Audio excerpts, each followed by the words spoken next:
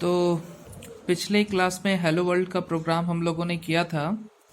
आज summation of two variable जैसे कि a प्लस बी है, इसका वैल्यू हम लोग निकालेंगे। मतलब सिस्टम को बोलेंगे कि भाई तुम मेरा सम करो दो नंबर को और उसका वैल्यू जो रिजल्ट आएगा वो आउटपुट स्क्रीन पे प्रिंट करो। तो इसका प्रोग्राम बहुत ही बेसिक प्रोग्राम है और हम लोग अभी पहले प्रोग्राम लिखते हैं, उसके बाद बहुत अच्छे से प्रोग्राम को समझेंगे कि कैसे हम लोगों ने इसको लिखा।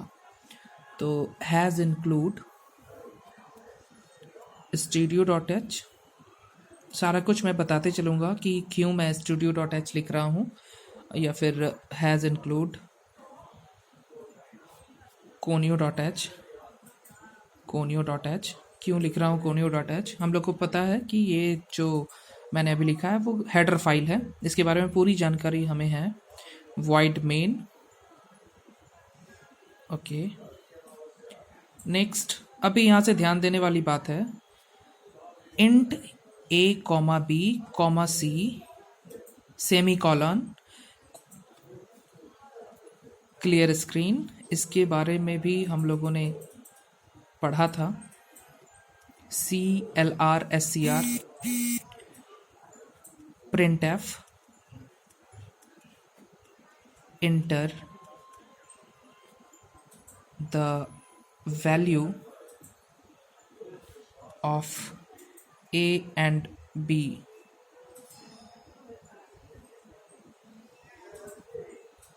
scanf %d एम्परसेंड, इसे हम लोग बोलते हैं एम्परसेंड। इसका मीनिंग आज समझेंगे हम लोग और पूरा स्कैनएफ समझेंगे, जिसमें सबसे ज़्यादा प्रॉब्लम होता है स्कैनएफ में स्टूडेंट्स लोग को समझने में। तो इसको बहुत ही अच्छे से समझेंगे कि फिर से हम लोगों को इसमें प्रॉब्लम ना हो, ठीक है। Next, C is equal to a plus B, then printf %d c, okay, get ch, और ये प्रोग्राम क्लोज हो गया। तो बेसिकली हम लोग जो प्रोग्राम लिख रहे हैं, जैसे कि ये हम लोगों ने लिखा है प्रोग्राम a प्लस बी का, तो ये प्रोग्राम में हम लोग करते क्या है, तो हमेशा कोई भी यदि प्रोग्राम लिखता है तो वो मेन फंक्शन को लिखता है, मेन फंक्शन बनाता है एक्चुअली। और मेन फंक्शन के अंदर जो भी चीज़ लिख रहे हैं, ये एक एक लाइन जो है ना, ये इंस्ट्रक्शन है, ये एक एक लाइन इंस्ट्रक्शन है। हर एक इंस्ट्रक्शन का अंत होता है सेमी कॉलन से। सी का ये रूल है कि हर एक लाइन का अंत, इंस्ट्रक्शन का अंत जो है वो किससे होगा, semicolon. Semicolon compiler खोजेगा कहाँ सेमी कॉलन है, वहां पर वो उसको एंड समझेगा, ओके। तो ये बहुत सारा इंस्ट्रक्शन है, ये इंस्ट्रक्शन के कलेक्शन को हम लोग प्रोग्राम कहते हैं। अब थोड़ा सा जानकारी आप ले लीजिए कि सॉफ्टवेयर क्या होता है। सॉफ्टवेयर कुछ नहीं होता है। सॉफ्टवेयर जो भी हम लोग यूज़ करते हैं अपने मोबाइल में, अपने एप्लीकेशन जो यूज़ करते हैं हम लोग अपने सिस्टम में, तो वो क्या है, वो प्रोग्राम का, बहुत सारे प्रोग्राम का ऐसा ऐसा प्रोग्राम का कलेक्शन है। और प्रोग्राम क्या है, वो इंस्ट्रक्शन का कलेक्शन है। ये लाइन बाय लाइन क्या है, ये लाइन लाइन क्या है, ये इंस्ट्रक्शन है, ओके। और ये हर एक इंस्ट्रक्शन का कुछ कुछ काम है। हर एक इंस्ट्रक्शन कंपाइलर या सिस्टम को या मशीन को बता रहा है कि भाई ये काम है आपका। जैसे इसका काम मुझे पता है, ओके, void main लिखना है, ओके।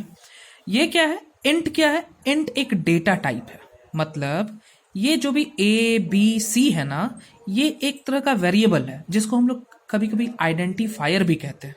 मतलब ए एक वेरिएबल है, इसमें जो भी वैल्यू होगा वो वेरी कर सकता है, इसलिए इसको वेरिएबल कहते हैं। तो ये किस टाइप का है, इसमें जो डेटा स्टोर होगा वो कैसा डेटा होगा, तो वो इंटीजर टाइप का होगा। अब यहां पर सी में इंटीजर कंप्लीट नहीं लिखा जाता, ऐसा ऐसे ही बनाया गया है सी को कि इसमें इंट लिखेंगे तो ये समझ लेगा कंपाइलर अपना कि ये जो ए बी सी है ना, वो कैसा है, इंटीजर टाइप के डेटा को रखने वाला वेरिएबल है, ओके। तो ये हम लोग, हाँ, दिक्कत ये है, यहाँ पर बहुत सारा डेटा टाइप है।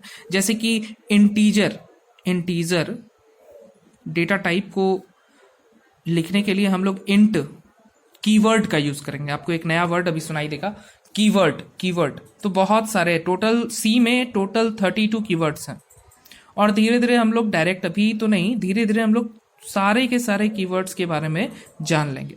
तो इंटीजर यदि डेटा टाइप हम लोगों को लिखना है तो उसके लिए हम लोग क्या लिखेंगे, इंट लिखेंगे। अब इंट ए लिख दिए और सेमीकोलन दे दिए, मतलब एक इंस्ट्रक्शन हो गया। इसका क्या मतलब, एक वेरिएबल हम लोगों ने यहाँ प्रोग्राम में लिया है, किस नाम करके का है वेरिएबल, वो ए नाम करके का है।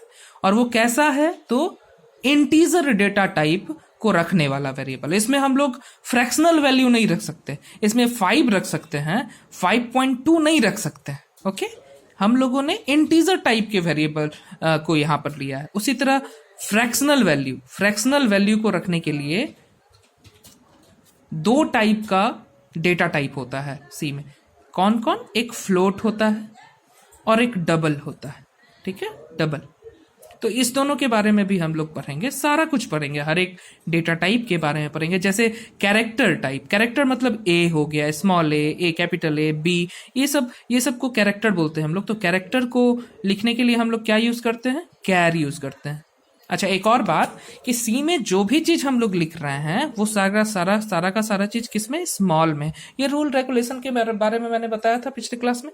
तो सारा का सारा देख लो क्या है, सारा का सारा स्मॉल में लिखा हुआ है। ठीक है, तो हम लोग पहला इंस्ट्रक्शन को देखते हैं, क्या है, इंट एबीसी, मतलब कि ए, बी और सी 3 टाइप का वेरिएबल लिया हम लोगों ने, और वो 3 टाइप का वेरिएबल कैसा है, इंटीजर डेटा को स्टोर करने वाला वेरिएबल है।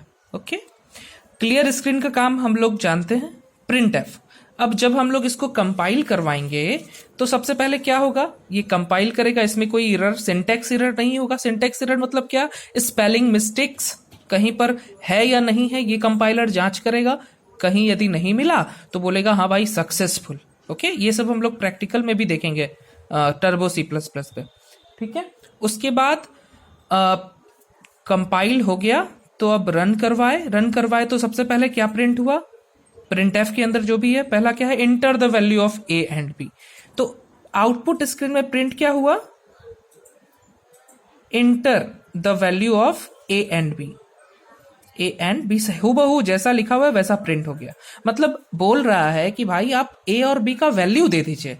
अब मैंने वैल्यू दे दिया, आपको देना पड़ेगा वैल्यू, 5 दिया और 6 दिया। ओके, तो ये जो हम दे रहे हैं वैल्यू 5 और 6, ये सिस्टम को उठा करके, सिस्टम को ये वैल्यू को ले करके स्कैन कर करके कहां डालना पड़ेगा, ए में डालना पड़ेगा 5 को और बी में डालना पड़ेगा 6 को। तो ये स्कैन वही काम करता है। स्कैन मतलब क्या, जैसे कि हम लोग जाते हैं दुकान में स्कैनिंग करवाने के लिए, तो हम लोग क्या करते हैं, वहां पर पेपर को ऐसे रख देते हैं और जो मशीन्स होता है वो क्या करता है, उसमें जो भी लिखा हुआ रहता है वो सबको अपने अंदर मतलब फंक्शनैलिटी होता है और दूसरे पेज में प्रिंट हो जाता है। सेम टू सेम वही काम कर रहा है यहाँ पर। ये जो भी वैल्यू हम लोग ले रहे हैं यूजर से, वो क्या कर रहा है, 5 को स्कैन कर ले रहा है, वहां से ले रहा है और कहां पर जाके बैठा दिया, ए में। अब जो यहां पहले लिखा हुआ है, इसका मतलब ही होता है कि, अच्छा इसका मतलब हम लोग समझ लेते हैं, %d मतलब क्या, %d जब भी इंटीजर वेरिएबल होगा तो उसके लिए हम लोग %d या फिर %i लिखेंगे। ओके, हम लोगों को समझाना पड़ता है कंपाइलर को कि भाई ये इंटीजर वैल्यू हम लोग को लेना है, यहां से स्कैन करना है इंटीजर वैल्यू। तो ए के लिए हम लोग, ये क्या है, एड्रेस है, बोल रहा है वैल्यू को स्कैन कीजिए और ए के एड्रेस में जाके बैठा दीजिए। तो ए का एड्रेस में मान लीजिए कोई भी एड्रेस हो, यहाँ पर 2020 अपना मेमोरी का अलग फंक्शनैलिटी है सिस्टम का, तो वहां जाके आप बैठा दीजिए, मतलब ए में डाल दीजिए। तो ए में गया और 5 डाल दिया, उसी तरह बी में गया और 6 डाल दिया। ओके, ये स्कैन का काम होता है, इसको बहुत अच्छे से समझना है। 2 ही लेना है यहाँ पे, जैसे यहाँ पर सी का भी वैल्यू लेते तो सी भी स्कैन करना पड़ता, मतलब आपको इनपुट देना पड़ता। ठीक है, हाँ फ्रैक्शनल वैल्यू होगा तो आपको %f लिखना पड़ेगा। ठीक है, ये काम हो गया स्कैनिंग का, एकदम सेम टू सेम। तो 5 पहले कौन सा वैल्यू है, वेरिएबल है, ए है, तो ए में 5 गया, पहले जो भी आप दोगे वो जाएगा। बी में क्या गया, 6 गया और जाके ए और बी में बैठा दिया। अब ए में क्या है, 5 है, बी में क्या है, 6 है। अच्छा, नेक्स्ट स्टेप। अब ये बोल रहा है ये काम करने के लिए क्या, C = A+B। जब भी मान लीजिए इस टाइप का जब भी स्टेटमेंट रहे, इंस्ट्रक्शन रहे, तो हमेशा पहले राइट हैंड वाला काम होता है और उसको असाइन किया जाता है। जो वैल्यू आएगा उसको क्या किया जाएगा, असाइन किया जाएगा C। ठीक है, तो A में क्या है, 5 है, बी में क्या है 6 है, दोनों को ऐड किया, प्लस किया गया, इसका काम किया गया और उसको क्या किया गया, जो भी वैल्यू निकला उसको कहाँ डाल दिया गया, सी में डाल दिया गया। ये जो इक्वल टू होता है ना वो असाइनमेंट ऑपरेटर, इसको क्या बोलते हैं, असाइनमेंट ऑपरेटर। असाइनमेंट मतलब क्या, राइट हैंड साइड को लेफ्ट हैंड साइड में डाल देना, assignment operator, assignment operator. Okay, जो भी वैल्यू है उसको सी में डाल देना। तो 5 + 6 11, 11 को क्या किया, ये इंस्ट्रक्शन सी में डाल दिया। और हम लोगों को क्या बोला गया, प्रिंट एफ। अब ये देखिएगा सेमी कॉलन के अंदर जो भी होता है वो प्रिंट हो जाता है, जैसे कि यहां पर हुआ था। उसी तरह सेमी कॉलन के अंदर क्या है, %d। %d मतलब क्या, इस साइड जो भी वैल्यू होगा उसका वैल्यू प्रिंट हो जाएगा। यहां क्या है, सी है, तो सी का वैल्यू सिर्फ हम प्रिंट कर रहे हैं, तो आउटपुट स्क्रीन में क्या प्रिंट होगा, 11 प्रिंट होगा। और गेट ch होल्ड कराने के लिए। तो ये कंप्लीट प्रोग्राम आप लोगों को समझ में आ गया होगा। Thank you.